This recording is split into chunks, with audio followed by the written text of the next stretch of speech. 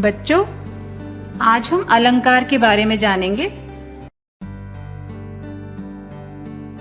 जिस तरह से मनुष्य अपनी सुंदरता बढ़ाने के लिए भिन्न भिन्न प्रकार के आभूषणों का प्रयोग करता है, उसी तरह से भाषा को भी सुंदर बनाने के लिए अलंकारों का प्रयोग किया जाता है।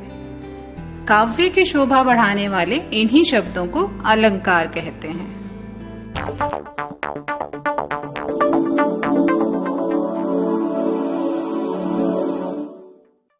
शब्द अलंकार। जिन अलंकार शब्दों के प्रयोग के कारण वाक्य में कोई चमत्कार हो जाता है अथवा सुंदर हो जाता है और उस स्थान पर अन्य समानार्थी शब्दों के रख देने से वह चमत्कार समाप्त हो जाता है, वे शब्द अलंकार माने जाते हैं। ये प्रमुख हैं। नंबर 1 अनुप्रास, नंबर 2 यमक और नंबर 3 श्लेष। आइए अनुप्रास अलंकार के बारे में जानें। इसमें वर्णों की आवर्ती बार बार होती है।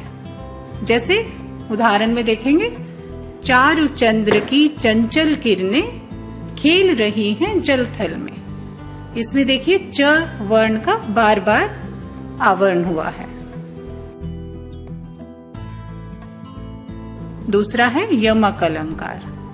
शब्दों की आवृत्ति इसमें होती है और अर्थ अलग अलग होते हैं। मतलब एक शब्द बार बार आता है और उसका अर्थ अलग होता है। जैसे कनक कनक ते सोगनी मादकता अधिकाय, इसमें 2 अर्थ निकलते हैं। कनक कनक जो शब्द है 2 बार आया है, उसमें 2 अर्थ हैं। एक कनक का मतलब है अनाज, गेहूं जिसे कहते हैं।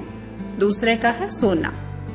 खाए बोराए कहते ना, नर व पाए बोराए, मतलब गेहूं अनाज ज्यादा खाने से भी बोरा जाता है व्यक्ति, और जिसको सोना मिल जाए वो भी बोरा जाता है।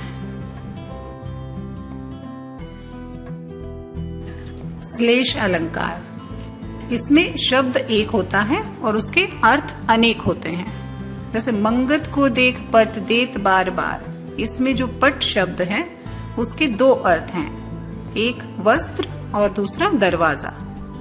आगे उदाहरण देखिए, जैसे रहीमन पानी राखिए बिन पानी सब सून, पानी गए न उबते मोती मानुष चून। इसमें पानी शब्द के बार बार आया है और उसके अर्थ 3 हैं। एक जैसे पानी जल हुआ, दूसरा जैसे आंखों में आंसू, उसको भी पानी कहेंगे। दूसरा कहते हैं कि जो मानुष होता है उनके बिना चून बोलते हैं आटा। आटे को जब हम लोग गूंथते हैं उसके भी पानी की जरूरत होती है कि उसके बिना वो अधूरा है। अतिशयोक्ति अलंकार।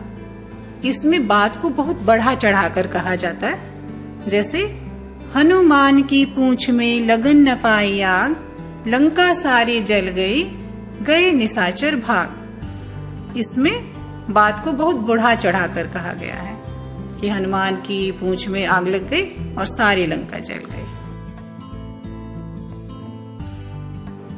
उत्प्रेक्षा अलंकार। उपमान और उपमेय में समानता आ जाती है। उपमेय में जब उपमान की संभावना हो, जैसे देखिए उदाहरण, कहते हुए यूं उत्तरा के नैन भर गए, हिम के कणों से पूर्ण मानो हो गए पंकज नए। इसमें उत्तरा के नैनों का वर्णन पंकज के समान किया है। पंकज में कमल। पुनरुक्ति अलंकार। इसमें शब्दों की आवृत्ति होती है लेकिन उनके अर्थ समान होते हैं। जैसे पुनः पुनः कहत कौन है माता कौन है तेरे तात। इसमें जो पुनः पुनः एक ही शब्द की बार बार आवृत्ति हुई है पर अर्थ समान है। मानवीकरण अलंकार। इसमें जहाँ बेजान वस्तुओं का चित्रण जीवधारी की तरह किया गया हो, वे मानवीकरण अलंकार होते हैं। जैसे आए बसंत महंत। इसमें बसंत की तुलना महंत से इस तरह की गई है कि महंत इस तरह से आए कि बसंत आ गई, बहार आ गई। आगे देखिए रूपक अलंकार। इसमें उपमान व उपमेय में भेद कर दिया जाता है।